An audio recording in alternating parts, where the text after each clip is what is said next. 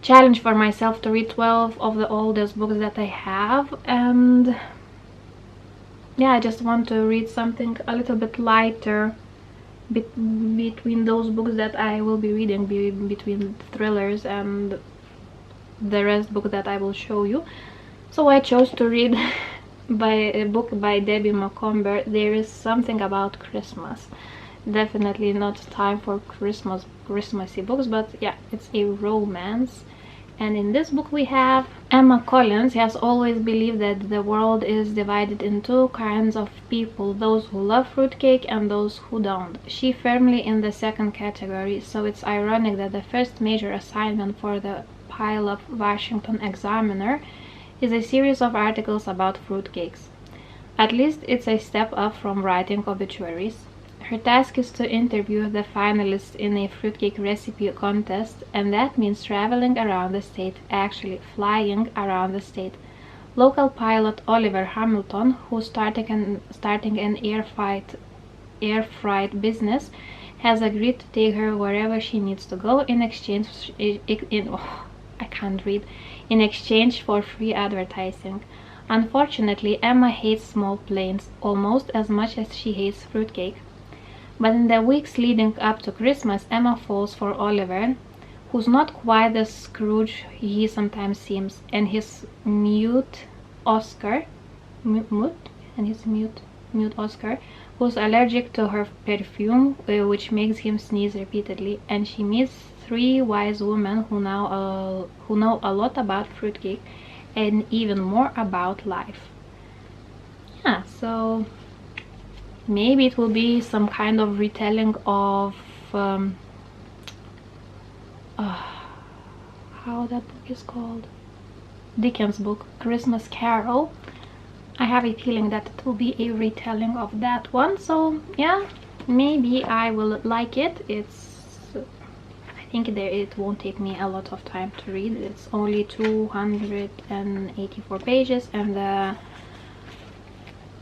font is quite big. There's a huge margins, so there's not that much text in the pages, so hopefully I will read that one soon and quickly. Another one also from that same list of reading 12 oldest books on my bookshelf is Deceased Nene by Svetlana Alexievich, and it's The Last Witnesses.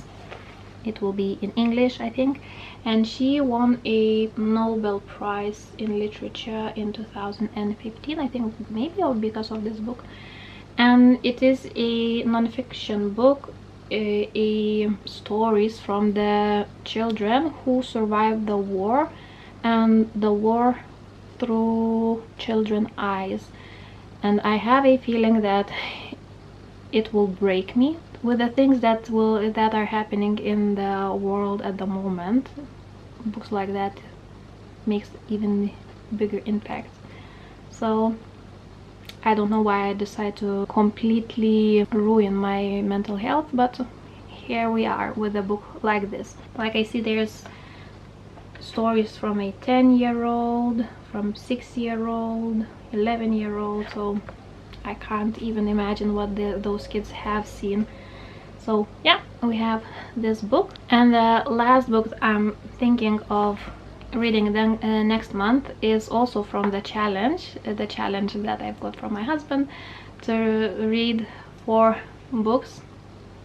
And one of the challenge was to read a book about exile, and I chose to read a book, Between Shades of Grey by Ruta Šepetis, and I have a Lithuanian edition. And this book will be, I think, heartbreaking, because my own family went through the exact same things that our main character Lina is going in this book. And I will just read you the description. I'm pretty sure majority of you have already read this book. I'm the only one who hasn't read it. Lina is just like any other 15-year-old Lithuanian girl in 1941. She paints, she draws, she gets crushes on boys, until one night when Soviet officer barged into her home, tearing her family from the comfortable life they've known. Separated from the father, forced on a crowded and dirty train car, Lena, her mother, and her young brother slowly make their way north, crossing the Arctic Circle, to a work camp in the coldest reaches of Siberia. Here they are forced under Stalin's orders to dig for beets and fight for their lives under the cruelest of conditions.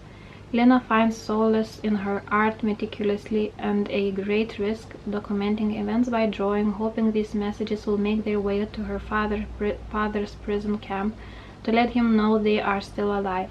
It is a long and harrowing journey spanning all years and covering 6,500 miles, but it's through incredible strength, love, and hope that Lena ultimately survives.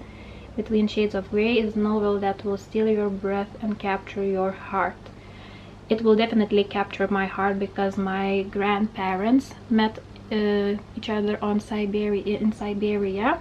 Both of them, of their families, were exiled the same way like Lena in this book has been exiled in the middle of the night by the Soviet soldiers. They were dragged away from their homes and they were forced to the train cars and just were taken away to Siberia. And yeah, that was the thing that my family went through. I'm originally from Lithuania, although I'm living in Norway, but yeah, my family survived the exile as well, so that will be a very heartbreaking, I think, book to read.